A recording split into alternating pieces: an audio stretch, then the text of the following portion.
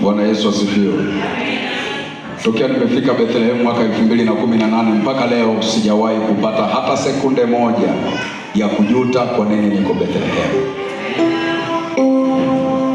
Naweza pia kama na upendo wa dhati kwa wazazi wetu hawa kumshangilia Bwana Yesu kwa makofi. Haleluya. Yes, mchana wa leo nina muda mchache sana wa kufundisha. Alafu baada hapo tutaingia kwenye maombi. Bwana Yesu asifiwe sana. Ujumbe mama wa mwaka 2026 unasema kupandishwa thamani. Bwana Yesu asifiwe. Wangapi tunaofahamu ujumbe? Anayefahamu ujumbe wa mwaka? Ujumbe tuliofungua nao mwaka unasemaje? Katika ujumbe huu wa kupandishwa thamani, Bwana amenipa neema kuwa na ujumbe mdogo unaosema nguvu ya madhabahu. Wakati madhabahu ya Mungu inatutamkia kupandishwa thamani, madhabahu ya adui inatamka kinyume chake. Bwana Yesu asifiwe. Wakati madhabahu ya Mungu inatutamkia washirika kupandishwa thamani, madhabahu ya adui inasema kwetu huu ni mwaka wa kushushwa thamani. Chochote kinachofanyika katika ulimwengu wa nuru, kitu kile kile kinyume chake kinafanyika katika ulimwengu wa giza. Unaposhangilia kununua gari, shetani anakuandalia bomu la hiyo gari kupata ajali. Ndio maana Yesu anasema ombeni bila kukoma. Na ili tuweze kupandishwa thamani sawa sawa 2026 ni lazima tuhakikishe madhabahu ya Mungu wa Bethlehem inanena kwa nguvu kuliko madhabahu nyingine. Bwana Yesu asifiwe. Kuna mtu anaweza kawa anatembea, anaweza kawa amekaa ibadani, anasikiliza neno kupandishwa thamani, ila nyuma yake kuna madhabahu ya adui inamnong'oneza polepole, wa kupandishwa thamani utakuwa wewe. Hebu jitazame ulivyo, angalia ndugu zako, ni nani ana maisha mazuri? Mwisho wa siku ujumbe unahitimishwa ukiwa umekata tamaa. Kwa nini? Madhabahu ya Mungu aliye hai haina nguvu kwenye maisha yako. Ninakuomba asubuhi na mchana wa leo, iruhusu madhabahu ya Mungu aliye hai iwe na nguvu juu ya maisha yako, ili tukamwone Bwana akitupandisha thamani. Haleluya. Bwana Yesu asifiwe. Kitabu cha Mambo ya Walawi sura yake ya 6 ule mstari wa 12 na wa 13. Maandiko yanasema, na huo moto ulio madhabahuni utautunza uwake daima juu yake usizimike. Naye kuhani atateketeza kuni katika moto huo kila siku asubuhi, naye ataipanga sadaka ya kuteketezwa juu yake, naye atayateketeza mafuta ya sadaka za amani juu yake. Moto utatunzwa uwake juu ya madhabahu daima usizimike. Bwana Yesu asifiwe. Hapa tunaona Mungu anatoa maagizo kwa mtumishi wa Mungu, kwa kuhani wa madhabahu, juu ya nini akifanye kwenye madhabahu. Bwana Yesu asifiwe. Nini kifanyike kwenye ile madhabahu? Hiki kitabu cha Mambo ya Walawi ni moja kati ya vile vitabu ambavyo vimeandikwa na mtumishi wa Mungu Musa, na mada kuu kwenye kitabu cha Mambo ya Walawi ni utakatifu. Bwana Yesu asifiwe sana. Utakatifu haujaja Agano Jipya. Utakatifu upo tokea Agano la Kale. Tunapozungumza habari za kina Elia, walikuwaje na ujasiri? Walitunza mahusiano yao na Mungu kwa kutunza vazi la utakatifu. Bwana Yesu asifiwe. Kwa hiyo wakati fulani hii wazo kuu au mada kuu kwenye kitabu cha Mambo ya Walawi inaweza ikawa ni moja kati ya vitu ambavyo mchangiaji kati yetu sisi na Mungu. Ndio maana wakati fulani unaweza ukaenda umejitumua katikati ya watu kwamba Yesu wangu anaweza, halafu asifanye chochote. Bwana Yesu asifiwe. Kwa nini? Kwa sababu ya gepu lililopo kati yetu sisi na Mungu tunayemtumikia. Mungu hajatuomba, anasema nani mtakuwa watakatifu kama mimi niliyewaita nilivyo mtakatifu. Swala la sisi kuishi maisha matakatifu sio jambo la hiari. Halafu utakatifu ni ustaarabu. Yaani utakatifu ni maisha bila dhambi. Haleluya. Unajua kuna kipindi mimi kabla sijaokoka nilikuwa kijana wa ovyo sana. Nimeshuhudia mara kadhaa. Mimi nilikuwa ni kijana mzinzi. Halafu nilikuwa napenda fujo kuliko chochote. Mpaka ulifika wakati nikajifunza karate. Na lengo niwe nafanya tu fujo kwenye kundi la watu. Na nilifanikiwa. Ila roho ya uzinzi ile ilinipa ukurasa mwingine kwenye maisha yangu. Yaani kwa unaweza kufika wakati wamekusanyika mabinti 6 wanapiga story, wote wananijua mimi. Mpaka siku ninakuja mimi ninaokoka. Nilikuwa nina mabinti ambao nilikuwa kwenye mahusiano nao 26. Niliokuwa nawakumbuka, yaani hao nilipigia simu mmoja baada ya mwingine. Sasa nilipookoka wakasema huku Zambia hamna. Nikasema hapa navunja line. Kwa mara ya kwanza Mungu mpya anasikia Mungu anasema naye. Kaambia utakiwi kuvunja line, mpigie simu binti wa kwanza mpaka wa mwisho. Mwambie umeokoka. Bwana Yesu asifiwe. Sijawahi kutukana kwa nimezaliwa kama ile siku. Nilitukana matusi yote. Kama haya kakubwa wewe. Ninakujua. Na shida tu kusema umepata vimalaya vingine huko unasema wako koko utakuwa wewe. Kwa nini taarifa za uharibifu wangu zipo kila mahali? Serikali nayo ikaona sasa hawa watu salamu wameshindwa. Basi twende, kuna ile kanuni, kuna ABC. Tulikuwa tunafundishwa sisi wakati tulikuwa tunasoma majarida ya FM kule shule ya msingi. A anasema acha kabisa. B anasema baki na mpenzi mmoja. C wanaojua tumia hiyo. Sasa kwamba sasa hawa watu wameshindikana, basi waende wakafanya hivyo. Lakini bado dhambi ya uzinzi imekuwa changamoto. Imeacha milio kwa mabinti wengi, imeacha milio kwa vijana wengi. Ile hadi na heshima iliyokuwa nayo baada ya kufanya dhambi ya zinaa imeondoka. Ndio maana sasa tunapookoka, tunapompokea Yesu kwa Bwana na Mwokozi wa maisha yetu. Hapana, huyu Yesu ana upendeleo. Wanasema Yesu hana upendeleo, mimi hapo sikubaliani nao. Sikiliza, anasema mtu akiwa ndani ya Kristo amekuwa kiumbe kipya. Ya kale yamepita, tazama amekuwa mapya. Jamani, hapo ni upendeleo. Hata wewe ambaye hujaokoka na kukaribisha kwa Yesu. Pamoja na dhambi ulizozifanya, ukimpokea Yesu siku ya leo, yote uliyoyatenda na yasahau, anakufanya kwa kiumbe kipya. Haleluya! Bwana atanipa neema na mimi kwa miongoni mwa viumbe vipya. Bwana Yesu asifiwe. Bwana Yesu asifiwe sana. Nitaanza safari ya wokovu. Hii safari pamoja na kwamba imejaa changamoto, ila hakuna dhambi inakuja bila taarifa. Yaani hakuna mlokole alishawahi kuanguka kwenye dhambi bila kuambiwa. Hiyo haipo. Yaani kama mbele yako kuna zinaa, utaambiwa. Mwanangu, kuwa makini. Yaani Mungu habadiliki kwa kweli. Mungu aliyesema na Kaini, mwanangu, ukitenda mema utapata kibali. Bwana Yesu asifiwe sana.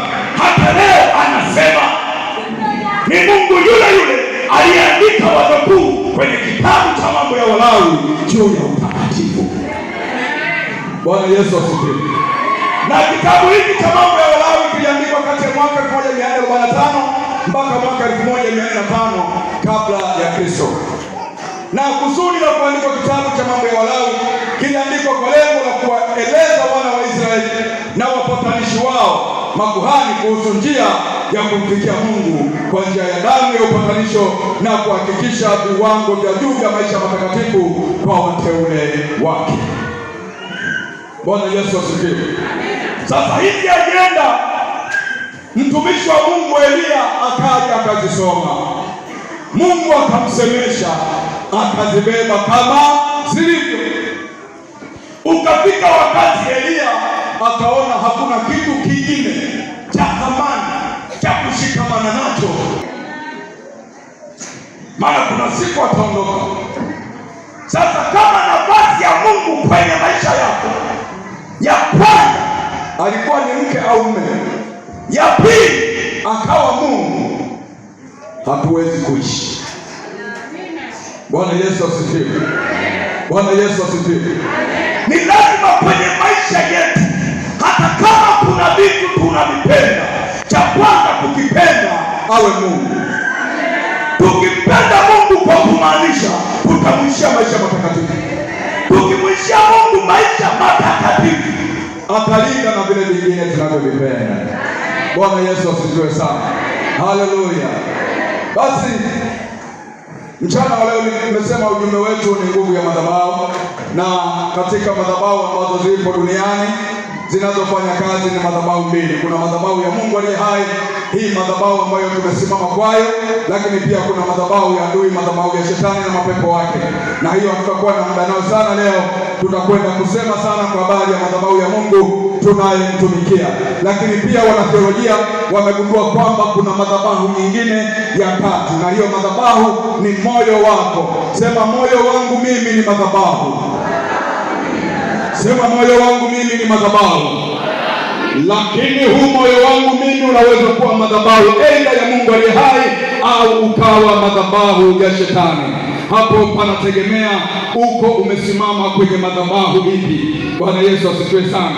Ukisoma kitabu cha Mithali 4:23 anasema, linda sana moyo wako kuliko yote uyalindayo, maana ndiko zitokako chemichemi za uzima. Hii madhabahu ambayo ni moyo wako ni madhabahu inayoachilia chemichemi za uzima, kama ukisimama sawasawa kwenye madhabahu ya Mungu aliye hai. Lakini pia kile kitabu cha Wakorintho wa kwanza sura ya 6 na ule mstari wake wa 19, maandiko nasema, au hamjui kwa mwili wenu ni hekalu la Roho Mtakatifu aliye ndani yenu, mliyepewa na Mungu, wala ninyi si mali yenu wenyewe. Bwana Yesu na asifiwe. Anasema mili yetu sisi ni hekalu la Mungu. Naomba twende sawa sawa.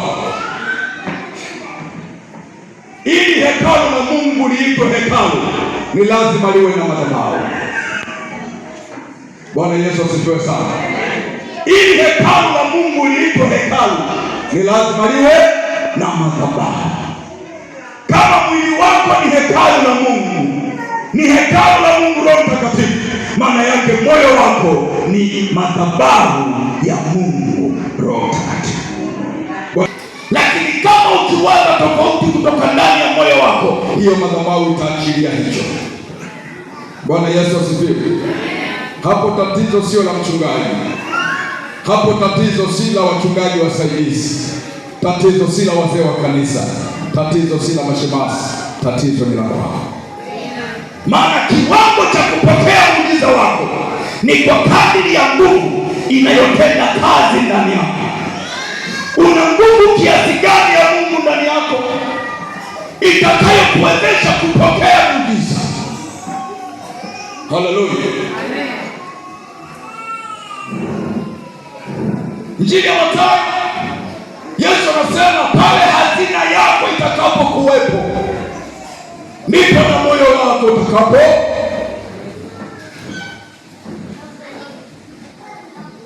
Maana yake pale kwenye ile madhabahu yako ndipo sadaka zako utakapozikuta.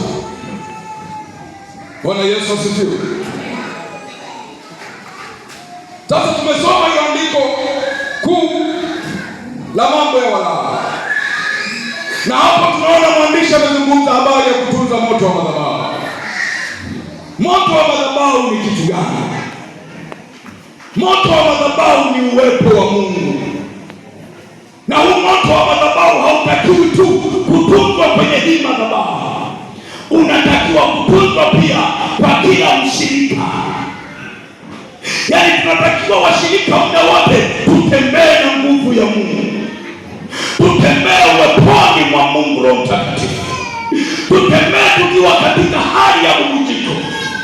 Tusiwe watu wa kuulizwa unaabudu wapi. Ule uwepo wa Mungu ukienda pamoja na sisi, hatuna haja ya kujitambulisha. Musa akasema, Bwana, uso wako usipoenda pamoja nasi, usituondoe mahali hapa. Natamani liwe ombi langu, natamani liwe ombi lako kwa Mungu aliye hai. Mwambie, Baba, usipoenda nami kazini asubuhi ya leo, usiniondoe hapa nyumbani, maana bila uwepo wa Bwana mishale ni mingi. Adui anatamani kutula nyama zetu tungali hai. Bila uwepo wa Bwana hatuwezi kuishi. Bila uwepo wa Bwana hatuwezi kupandishwa thamani. Bila uwepo wa Bwana sisi tumekufa, maana tunalindwa na nguvu za Mungu kwa njia ya imani katika Kristo Yesu. Sikaleta nikwambie mpendwa, ule moto wa madhabahu ni lazima utunzwe ndani ya mioyo yetu, ni lazima utunzwe ndani ya maisha yetu. Hata tunapopita katika bonde la uvuli wa mauti, waseme hakika huyu ni mtoto wa Mungu. Hata tungepita katikati ya mashetani, waseme hapa kuna Mungu. Tungepita katikati ya majini, waseme hapa kuna Mungu. Maana madhabahu ya ndani inatia nguvu. Haleluya! Ni ule unyevu, ubishi. Yaani kuna wakati mtu akiimba tu wimbo wa kuabudu, anapoanza kusikia wimbo wa kuabudu, anasikia bubujiko ndani. Huo ni moto wa madhabahu. Anaposikia wimbo wa kuabudu, hata kama ni kwa jirani yake redioni, anajisikia ndani kwanza kunena kwa lugha. Huo ni moto wa madhabahu. Mpendwa, utunze huo. Huo ndio sababu ya usalama wako. Huo ndio sababu ya hivyo ulivyo leo. Huo ndio sababu ya ushindi wako. Haleluya! Ni nguvu za Mungu. Tamani mkono wa Bwana usiondoke kwenye maisha yako. Tamani mkono wa Bwana usiondoke kwenye maisha yako. Haleluya! Sikiliza nikwambie, shetani hatuwazii mema. Yaani shetani anachokitafuta ni pointi moja, tufarakane na Mungu atuue.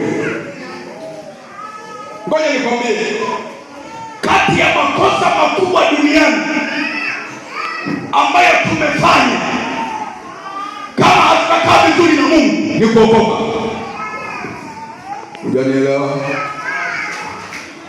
Nasema hivi, kama hatutakaa vizuri na Mungu, moja kati ya makosa makubwa ambayo hukumu yake sisi ni kunyongwa wote, ni kesi ya kuokoka. Bado hujanielewa? Narudia tena polepole.